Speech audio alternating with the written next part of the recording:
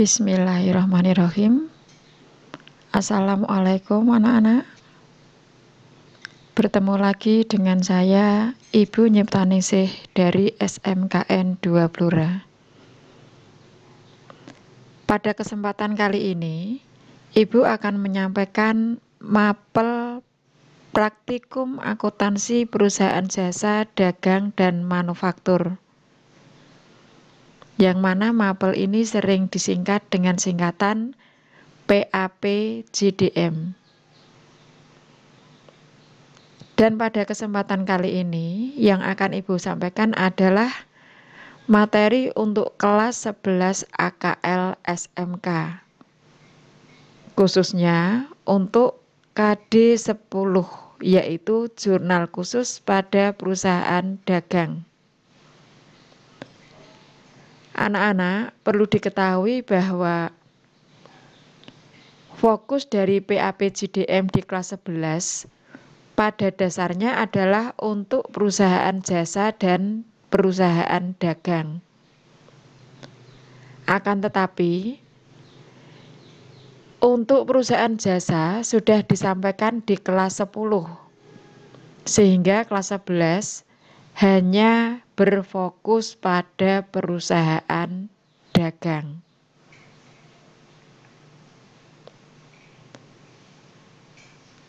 Kalau kita lihat pada silabus, akuntansi pada perusahaan dagang yang masuk pada mapel PAPJDM ini akan dikupas mulai dari KD 9 sampai dengan KD 18, yaitu yang dimulai dengan menganalisis dan melakukan pengecekan dokumen sumber dan dokumen pendukung, sampai dengan menganalisis akun-akun dan menyusun jurnal penutup, posting jurnal penutup, dan neraca saldo setelah penutupan untuk perusahaan dagang. Baik, silakan dilihat di layar anak-anak. Pada kesempatan kali ini, Ibu hanya berfokus pada KD 10, yaitu menerapkan pencatatan transaksi ke dalam jurnal khusus pada perusahaan dagang, di mana keterampilan yang harus kita capai nanti adalah kita dapat melakukan pencatatan. Seulang lagi, dapat melakukan pencatatan transaksi ke dalam buku jurnal khusus pada perusahaan dagang. Tapi sebelum ke inti dari pembahasan kali ini, akan Ibu ulang sedikit tentang KD 9 anak-anak, di mana KD 9 kita akan membahas tentang menganalisis dan mengecek dokumen sumber dan dokumen pendukung. Pada tingkat sebelumnya, yaitu kelas 10 pada perusahaan jasa, juga pernah dibahas tentang KD ini, yaitu pada KD 1, yaitu menganalisis dan melakukan pengecekan terhadap dokumen sumber dan dokumen pendukung. Kalau dulu fokusnya pada transaksi perusahaan jasa, kalau sekarang fokusnya pada transaksi perusahaan dagang. Baik, untuk slide berikutnya silahkan dilihat. Sebelum kita melakukan dokumen penganalisis dan mengecek dokumen sumber dan dokumen pendukung pada perusahaan dagang, perlu kalian pahami beberapa hal, diantaranya adalah pengertian perusahaan dagang, ruang lingkup operasi dan karakteristik perusahaan dagang, jenis transaksi keuangan pada perusahaan dagang, dan klasifikasi transaksi keuangan pada perusahaan dagang. Yang pertama, pengertian perusahaan dagang. Apa itu perusahaan dagang, anak-anak? Perusahaan dagang adalah perusahaan yang kegiatan utamanya adalah membeli dan menjual barang dagangan tanpa merubah bentuk. Apa contohnya? Orang beli beras dijual beras. Orang beli kedelai dijual kedelai. Orang beli batu bata dijual batu bata. Dan seterusnya. Berarti mulai proses pembelian sampai dengan penjualan tidak ada perubahan bentuk. Kalau misalkan ada orang atau perusahaan membeli beras kemudian dijual dalam bentuk nasi misalkan, tergolong perusahaan dagang atau tidak? Tidak.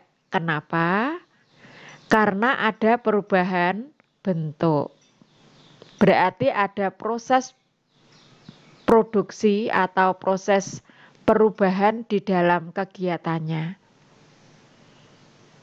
Contoh lain, kalau misalkan orang atau perusahaan membeli kedelai, kemudian dijual tempe, atau tahu, atau kecap, apakah dikategorikan dalam perusahaan dagang? Jawabannya tidak. Kenapa? Karena ada perubahan bentuk. Oke, kita lanjut ke sub KD berikutnya, yaitu ruang lingkup operasi dan karakteristik perusahaan dagang. Untuk karakter-karakter perusahaan dagang yang lainnya, anak-anak silakan meliterasi diri. Bisa ke perpustakaan sekolah atau bisa browsing dari berbagai sumber di internet. Begitu nggih? Silakan disimpulkan, diperbandingkan. Jika ada yang belum jelas, nanti kita bisa tanya jawab di forum e-learning. Baik, untuk berikutnya, di dalam perusahaan dagang terdapat akun-akun khusus. Maksudnya akun khusus ini adalah akun yang pasti terdapat pada perusahaan dagang dan tidak terdapat pada perusahaan jasa seperti yang kita telah bahas pada kelas 10 yang lalu. Akun-akun khusus tersebut antara lain yang pertama adalah harga pokok penjualan. Akun harga pokok penjualan ini nanti akan digunakan untuk menampung harga pokok barang dagangan yang terjual. Yang kedua adalah akun persediaan barang dagangan. Yang berikutnya adalah potongan dan retur penjualan, kemudian pembelian, yang terakhir potongan dan retur pembelian.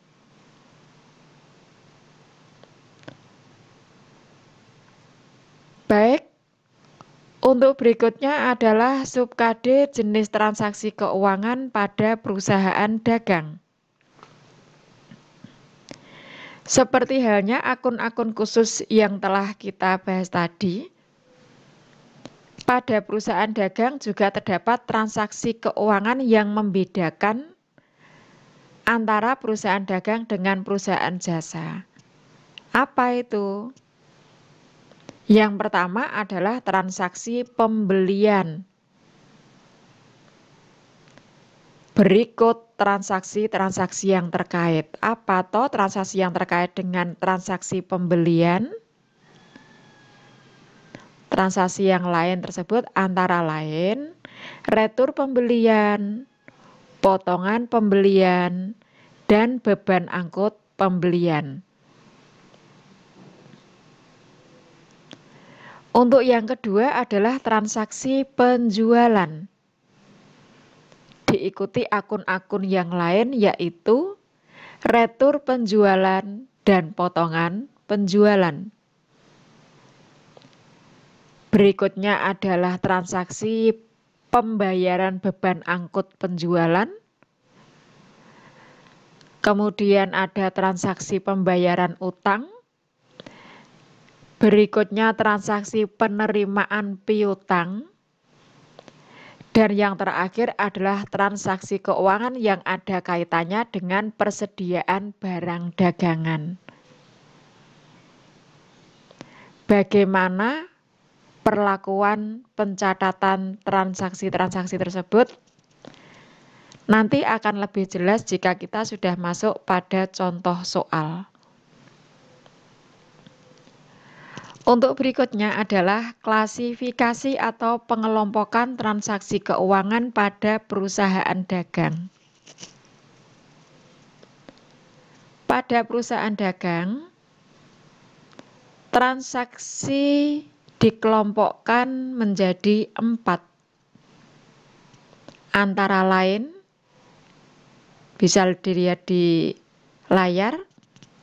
Yang pertama adalah pembelian kredit. Yang kedua, penjualan kredit.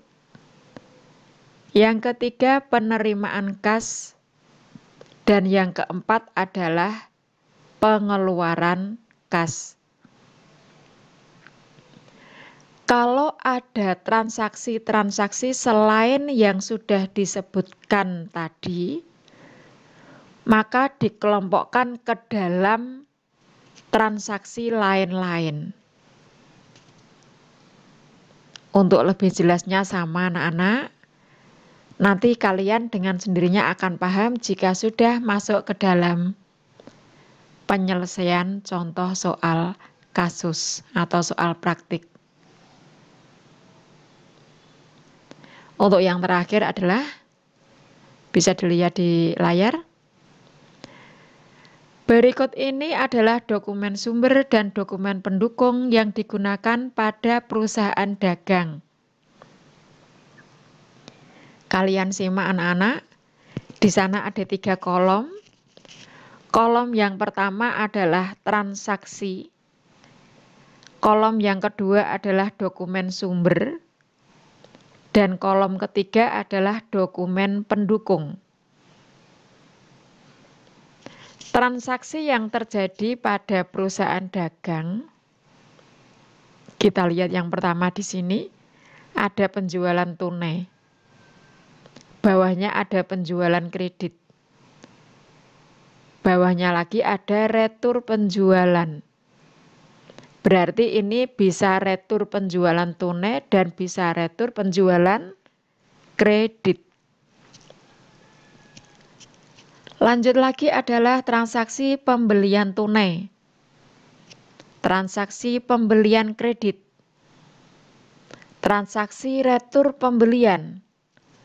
Di sini sama juga anak-anak, bisa retur pembelian tunai, bisa juga retur pembelian kredit. Transaksi berikutnya ini sama dengan perusahaan jasa maupun manufaktur anak-anak, yakni transaksi pembayaran gaji dan upah. Dan yang terakhir adalah pemakaian barang yang ada di gudang. Kemudian kolom 2, dokumen sumbernya. Kita bahas 3 saja anak-anak. Yang pertama, transaksi penjualan tunai. Apa dokumen sumbernya? Dokumen sumbernya adalah formulir penjualan tunai atau nota kontan. Dokumen pendukungnya apa? Pita, register, kas. Kemudian kita lihat yang lain. Ini, misalkan pembelian kredit. Apa toh dokumen sumber? Dokumen sumbernya adalah faktur pembelian. Sedangkan dokumen pendukungnya adalah surat permintaan pembelian. Ini biasanya dibuat oleh bagian gudang. Kemudian surat order pembelian. Ini biasanya dibuat oleh bagian pembelian. Dan berikutnya adalah laporan penerimaan barang. Ini juga tugas yang dilakukan oleh bagian gudang. Apa bedanya dokumen sumber dan dokumen pendukung, anak-anak? Dokumen pendukung itu sifatnya sebagai lampiran atau pendukung dari dokumen sumber. Sedangkan dokumen sumber adalah dokumen yang digunakan sebagai dasar untuk melakukan pencatatan. Ini kalau kita masih angen-angen, istilahnya masih mengira-ira atau meraba-raba, mungkin sulit membedakan antara dokumen sumber dan dokumen pendukung, anak-anak. Tapi nanti pada saat kalian kerja, dengan sendirinya kalian akan paham. Karena dokumen sumber dan dokumen pendukung antara perusahaan yang satu dengan yang lainnya belum tentu sama. Tapi pada dasarnya sama. Apa? Untuk mencatat transaksi keuangan yang terjadi. Berikutan anak-anak, coba dilihat di bawah ini. Bukti transaksi harus dianalisis. Siapa yang menganalisis bukti transaksi? Yang menganalisis adalah bagian akuntansi. Kapan analisis dilakukan? Analisis dilakukan sebelum proses pencatatan ke dalam jurnal dilakukan. Kenapa perlu dianalisis?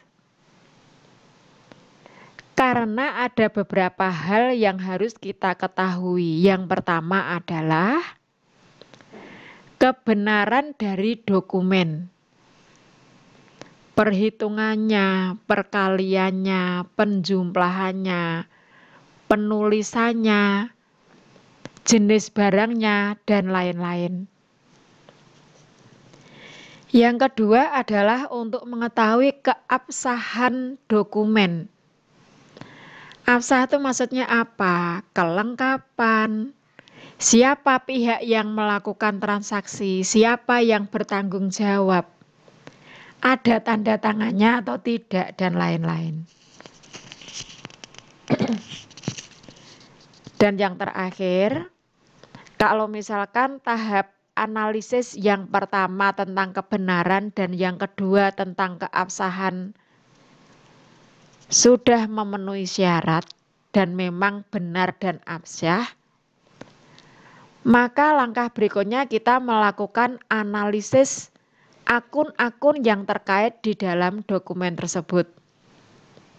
Contohnya, ada faktur pembelian, sudah dilengkapi dengan SPB, SOP, dan LPB. Setelah kita analisis, ternyata semua yang tertera dalam dokumen tersebut sudah benar. Dan setelah kita cek kelengkapannya, dokumen tersebut sudah absah.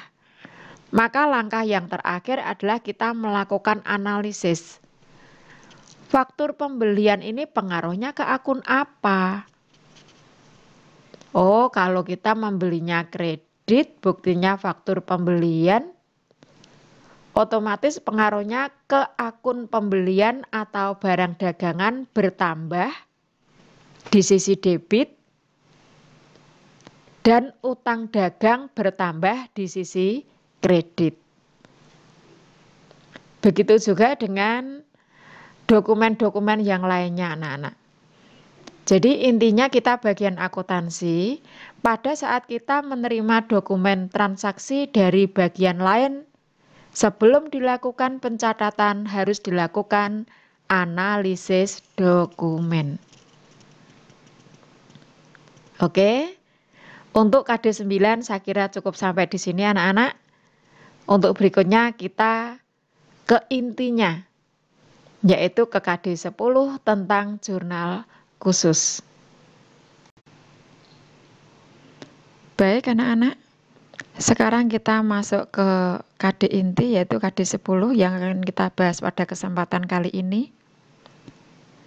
Sebelum kita membahas lebih jauh tentang pencatatan transaksi ke dalam buku jurnal khusus pada perusahaan dagang, maka kita perlu tahu daftar akun. Yang kedua, jurnal khusus dan jurnal umum.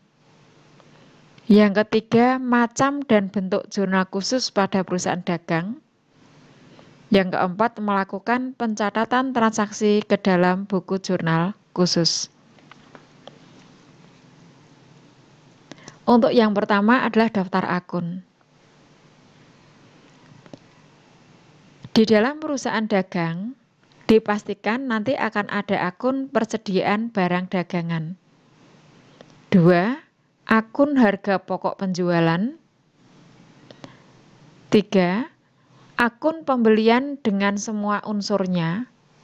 Tadi sudah kita bahas bahwa unsur-unsur yang ada kaitannya dengan transaksi pembelian adalah retur pembelian, potongan pembelian, dan beban angkut pembelian. Sedangkan yang terakhir adalah transaksi penjualan, akun penjualan dengan segala unsurnya. Apa saja? Potongan penjualan dan retur penjualan. Lanjut. Untuk yang kedua adalah jurnal khusus dan jurnal umum. Anak-anak, jurnal khusus itu ada 4, yaitu jurnal pembelian, jurnal penjualan, jurnal penerimaan kas, dan jurnal pengeluaran kas. Apa toh kegunaan jurnal khusus?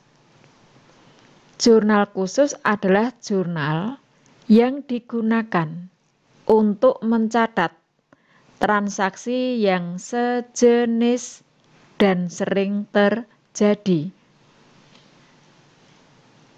Jadi, yang ditampung dalam jurnal khusus adalah jurnal transaksi yang sejenis dan sering terjadi. Bagaimana kalau ada transaksi tidak tergolong ke dalam kelompok-kelompok transaksi atau ada transaksi yang tidak bisa ditampung ke dalam jurnal khusus? Maka akan ditampung dalam jurnal umum yang disebut dengan jurnal memorial. Lanjut anak-anak. Macam dan bentuk jurnal khusus pada perusahaan dagang.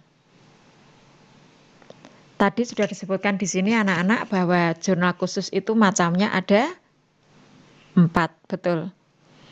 Kemudian bentuk jurnal khusus antara perusahaan yang satu dengan yang lain belum tentu sama.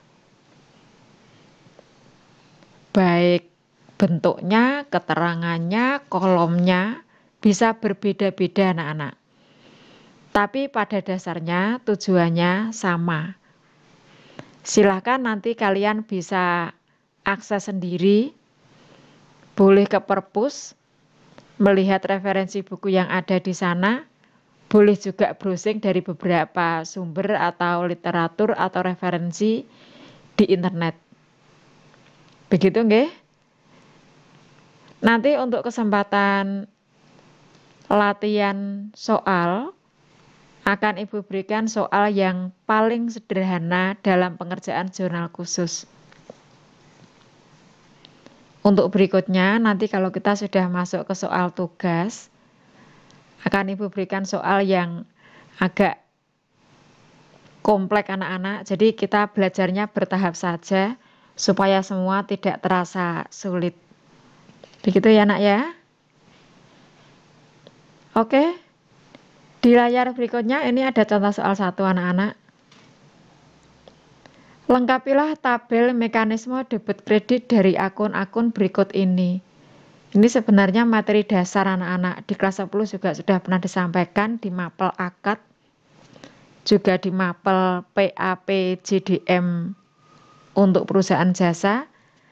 Namun tidak ada salahnya di sini kita ulang lagi untuk akun-akun yang ada kaitannya dengan perusahaan dagang.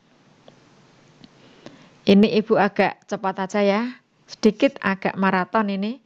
Nanti untuk pembahasan soal praktik yang khusus ke jurnal khusus biar kita punya waktu agak longgar. Baik anak-anak, yang pertama ini piutang dagang saldo normal debit, peralatan saldo normal debit, akumulasi kredit, penjualan kredit, potongan penjualan debit, retur penjualan debit, pembelian debit, beban angkut pembelian debit, potongan pembelian kredit, retur pembelian kredit, harga pokok penjualan debit, beban sewa debit, beban gaji debit, prive debit, beban penyusutan peralatan debit. Mungkin ada yang merasa penjelasan Ibu terlalu cepat. Anak-anak kita belajar itu harus konsentrasi penuh nggih, supaya apa yang kita harapkan dapat tercapai. Untuk menghafalkan sisi normal sebuah akun sebenarnya tidak sulit anak-anak. Kita cukup memahami konsep dasarnya saja. Kelompok akun secara garis besar itu ada 5.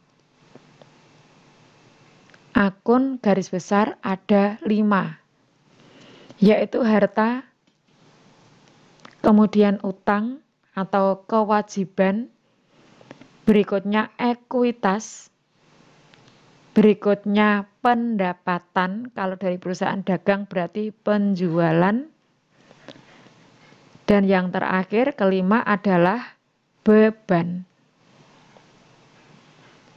Kalau sudah terdapat akun-akun seperti ini berarti kita harus tahu akun ini masuk di kelompok mana, akun ini masuk di kelompok mana, akun ini masuk di kelompok mana. Sehingga kita tidak perlu menghafal satu persatu tapi otomatis kita tahu. Kita ambil contoh saja ya. Di sini ada akun penjualan, potongan, dan retur penjualan. Ini kan sebenarnya satu kelompok toh. Penjualan sisi K. Potongan penjualan adalah lawannya, berarti D. Retur penjualan adalah lawannya, berarti D. Sekarang ya di sini, ini ada pembelian. Kelompok akun yang ada adalah ini. Pembelian, beban angkut pembelian, potongan pembelian, dan retur pembelian. Pembelian normal mana? D. Berarti ini kawan atau lawan? Kawan, berarti sama, D. Ini lawan atau kawan? Oh, lawannya, berarti K. Ini juga lawan, berarti K. Begitu. Kemudian mekanisme debit kreditnya. Sebuah akun itu kalau berubah dari transaksi kita analisa ternyata bertambah atau berkurang, maka akan dicatat di sisi mana, D atau K. Jadi untuk mengetahui mekanisme debit kredit itu kita melihat saldo normal anak-anak. Jika normalnya adalah D, maka bertambah D berkurang K.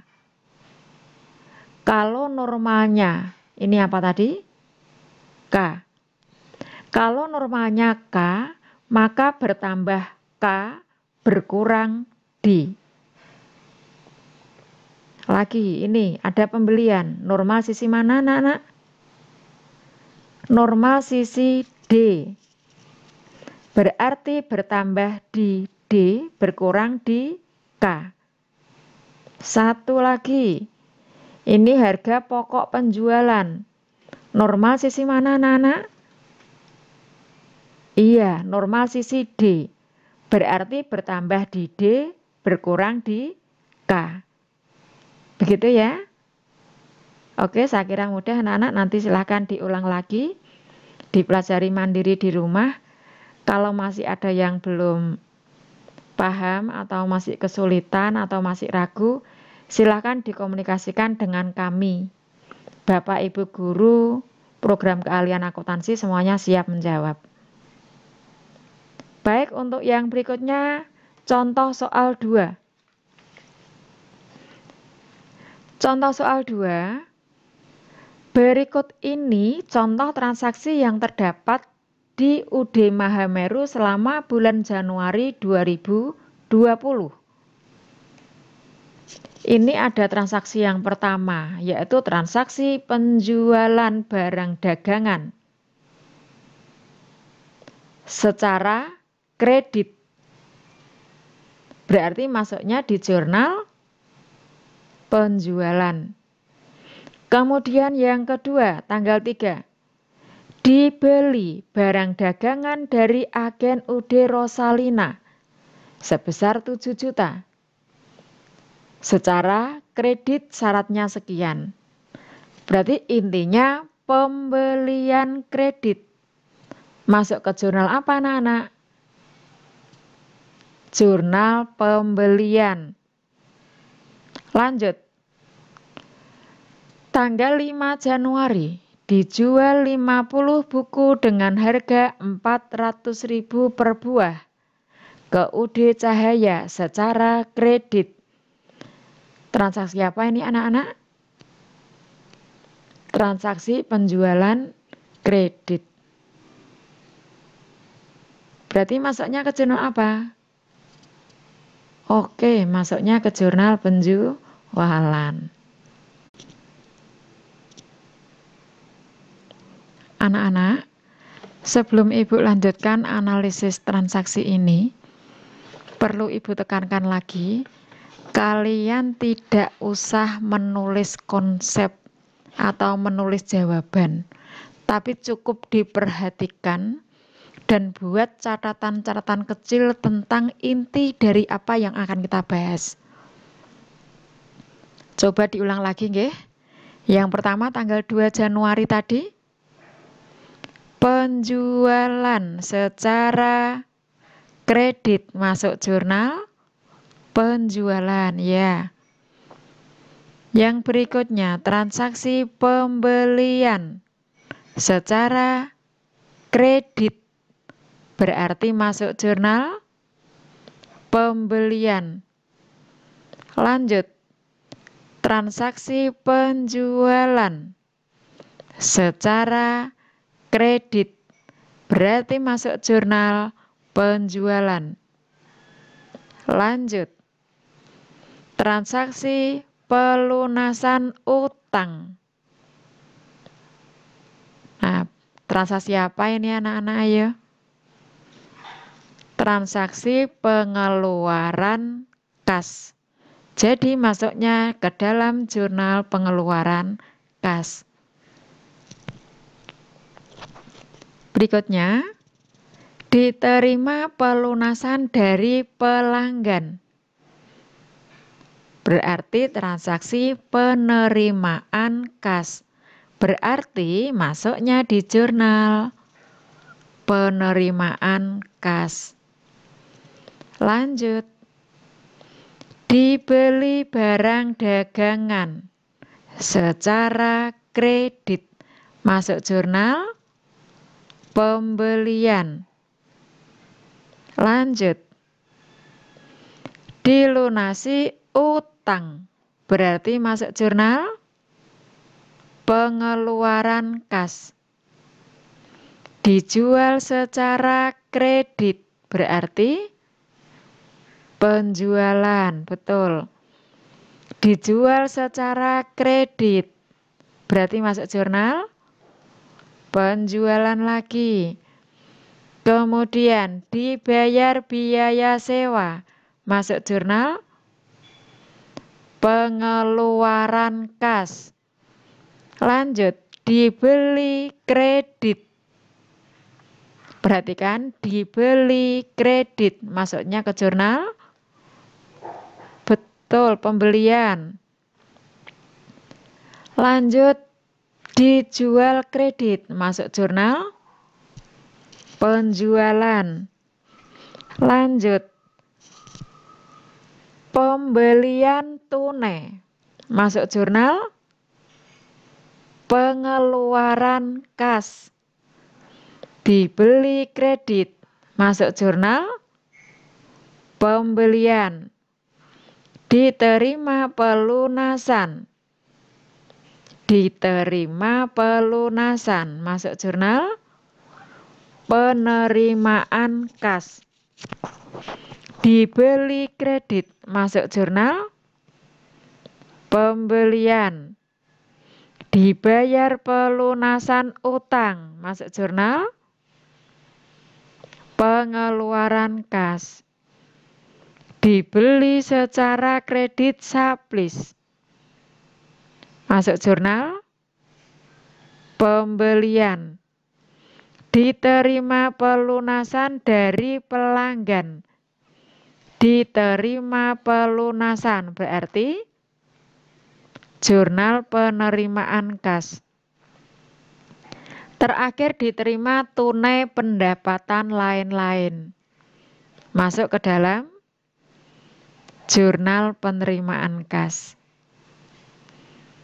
Baik anak-anak, ini analisis secara umum sudah Ibu sampaikan. Mari kita kerjakan bersama-sama ke dalam jurnal khusus.